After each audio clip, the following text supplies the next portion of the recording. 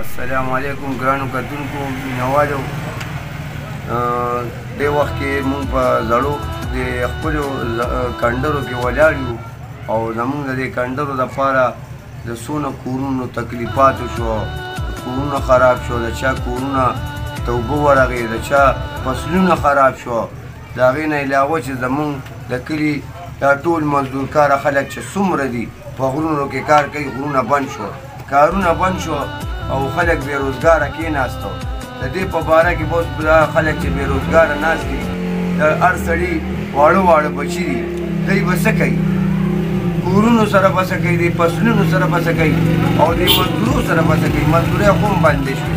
هر سړی د لوڼې نه په ډول سامانونه ځغلوي، کورونه خالي کوي او فصلونه یې لا تباه شوه. کورونه چې کوم دي هغه یې لا اوبه ووال. نو د دې لپاره مهرباني ده چې زمونږ دې وخت کې زمونږ دپاره څوک داسې راشي، څوک چې زمونږ تپوس وکړي چې ستاسو څه حالات دی، چې زمونږ سره هغه غم په دغه کې بدل کړي. چې یاره مونږ ته ووایي چې یاره مونږ تاسو له راغلي وو، اوس تاسو ووایئ چې تاسو څه ویل غواړئ. نو مونږ به ورته ووایو چې مونږ دا ویل غواړو.